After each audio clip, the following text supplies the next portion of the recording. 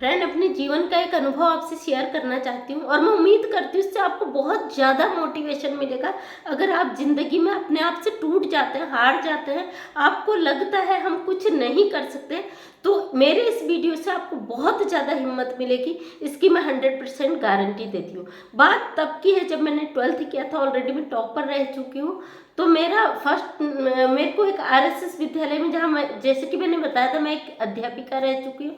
वहाँ पे मेरा सिलेक्शन होता है। सिलेक्शन भी मेरे सारे जेंट्स टीचरों के बीच में होता है, अकेली मैं लेडीज होती हूँ।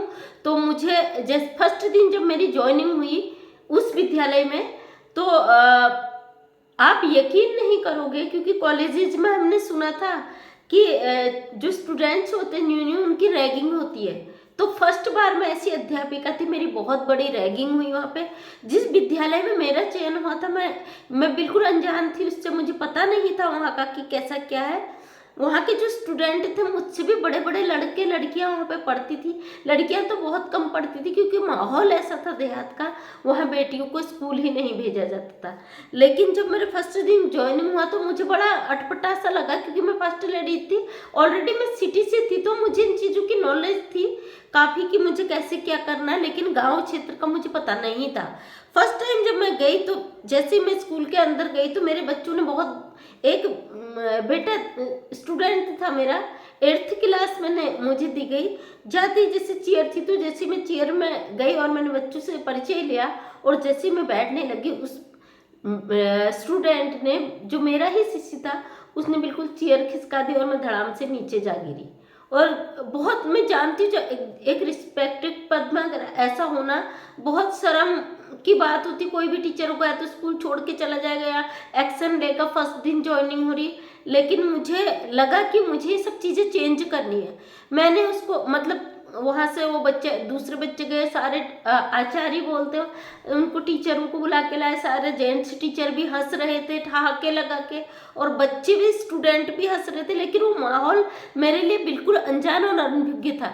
फ्रेंड, मैं इसलिए भी डिश आपसे शेयर कर रही हूँ, क्योंकि ज़िंदगी में हम कई बार अपनी शर्मिंदा होने की वजह से शर्मिंदा, लाचार हो जाते हैं और अपने आप को वहीं पे डिमोटिवेट कर देते हैं। लेकिन मुझे लगा नहीं, अगर मैं इनकी तरह शर्मिंदगी करूँ तो मैं इनकी कैटेगरी में आ जाऊंगी। मुझे अपने आप को प्रूव करना था, अपने आप को साबित करना था कि मैं यहाँ पे कुछ करने आई हूँ। मैंने इसको नॉर्मली बिहेव किया, और मैं उठी और मैंने थोड़ी सी उनसे बात करी। मैंने उस तरीके से कोई बात नहीं करी। बाद में जब प्रिंसिपल कैबिन में गई तो मैंने उन लोगों से बात करी, आचार्य जी आपका बहुत अच्छा तरीका था, आप टीचर को बहुत अच्छे से गाइड कर रहे हो, आप इस तरह जाओगे, बच्चे भी भविष्य में यही चीज़ें सीखेंगे। मतलब मैंने जो टीचर से बात करी, टीचर को काफ़ी अपने आप पे फीलिंग हुआ कि हमने गलत किया, उन्हें अपनी गलती का एहसास हुआ। वही बात स्टूडेंट की क्लास में गई, मैंने धीरे धीरे उनसे बोला, बेटे जब आपकी बराबर उसमें थे तो हम 12th कर चुके थे। क्योंकि बहुत बड़े बड़े, आप जानते थे, हर क्षेत्र में 5-6 साल के बाद ही स्कूल भेजा जाता है, उसके बाद बच्चा पढ़ता है तो बहुत एज हो जाती है, 8th तक, 9th 10th तक पढ़नी।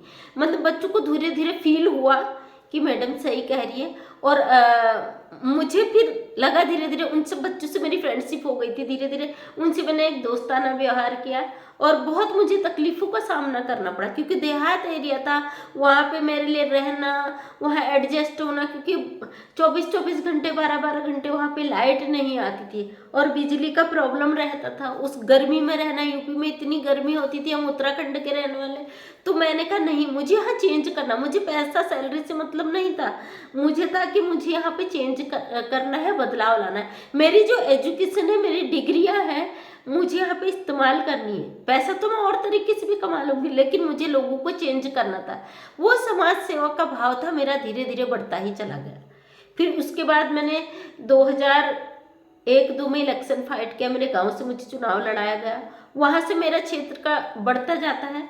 मुझे उत्तराखंड से मंत्री पद के तक ऑफर आए, जिला कार्यकर्ती की भी ऑफर आए, बट नहीं, मुझे नहीं करना था। मुझे राजनीति में जाना ही नहीं था, समाज को एक अच्छा संदेश देना था। फिर मेरी मैरिज हुई इसी बीच। मुझे 2005 में मेरी मैरिज हुई, तो मुझे कुछ छोड़ना पड़ा, क्योंकि मेरी कुछ जिम्मेदारियां थी। 17 साल बाद मेरी बेटियों ने बोला, मम्मी आपकी डिग्रियों का ढेर का कोई मतलब नहीं, आप सोशल साइड पे भी काम कर सकती हो, समाज अगर आप सोशल वर्क कर रहे हो तो आपकी डिग्रियां किसी काम की नहीं है, आप इनका यूज करो। सोशल साइड पे जाओ, वहाँ पे भी आप लोगों को संदेश दे सकती हो। आपके अनुभव है तो आप अपने अनुभवों को जाया मत जाने दो। आप इनसे आप घर रह के भी लोगों को संदेश दे सकती हो, लोगों को एक अच्छी प्रेरणा दे सकती हो। अगर आपके एक्सपीरियंस रहे तो अपनी पढ़ाई को आप वेस्ट मत जाने दीजिए।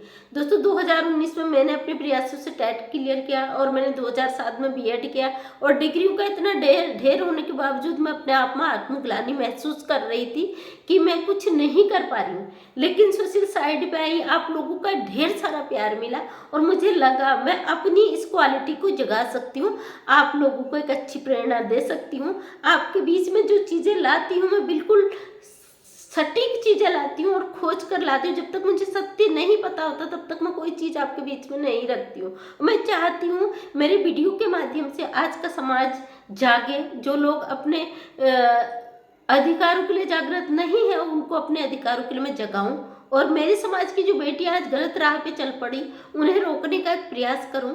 और जो रोजगार संबंधी में वीडियो मैंने काफ़ी बनाए और बनाऊंगी भी, कैसे आप रोजगार कर सकते हैं, कैसे अपना घर चला सकते हैं, कैसे अपनी पहचान बना सकते हो, सब चीज़ें मैं आपके बीच में रखूंगी।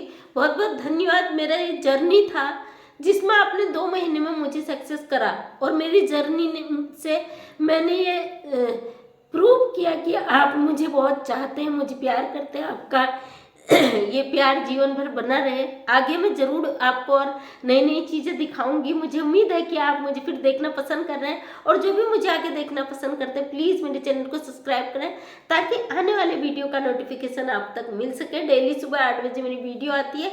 आपका यही प्यार बना रहे, मैं अपने समाज को जगाने में, अपनी बेटियों को कुछ प्रेरणा देने में कामयाब रहूँ। इसके लिए दिल से आपका धन्यवाद, बहुत बहुत धन्यवाद। आपका अपना प्यार बनाए रखें। थैंक यू, बहुत बहुत आपका धन्यवाद।